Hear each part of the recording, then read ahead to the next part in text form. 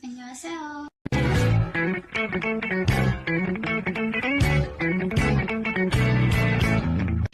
Halo semuanya, Assalamualaikum warahmatullahi wabarakatuh. Perkenalkan nama saya Nasrullah Soleha dari kelas saya. Pada kesempatan kali ini saya akan membahas mengenai urgensi statistika dalam ekonomi syariah serta beberapa contoh penerapannya.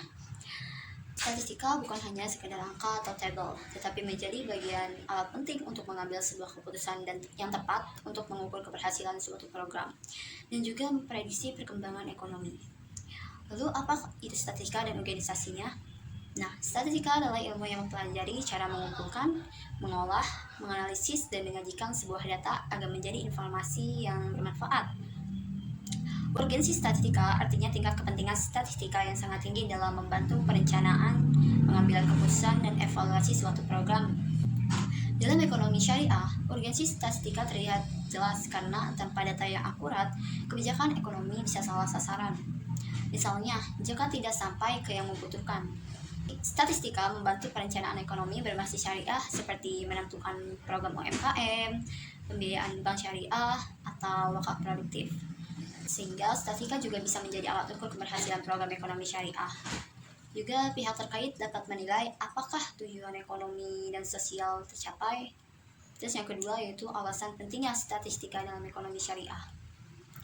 Ada beberapa alasan utamanya, yaitu yang pertama membantu mengambil keputusan. Misalnya pemerintah atau lembaga zakat menggunakan data statistik untuk mengetahui jumlah mustahik dan kebutuhan mereka, sehingga dana zakat tersalurkan dengan tepat.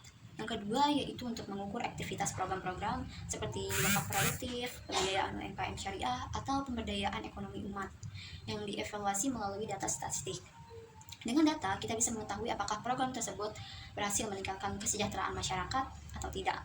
Yang ketiga, menganalisis perkembangan pasar syariah. Perbankan syariah menggunakan data statistik untuk menghitung risiko pembiayaan tren nasabah dan potensi keuntungan, sehingga keputusan bisnis tetap sesuai prinsip syariah. Yang keempat, yaitu memprediksi tren ekonomi seperti konsumsi produk halal, tingkat kemiskinan, ataupun kebutuhan masyarakat muslim agar kebijakan lebih terarah. Untuk contoh penerapannya, kita bisa lihat dari lembaga amil zakat menggunakan data statistik untuk mengetahui jumlah keluarga miskin di suatu tempat atau daerah, sehingga penyaluran zakat lebih tepat sasaran.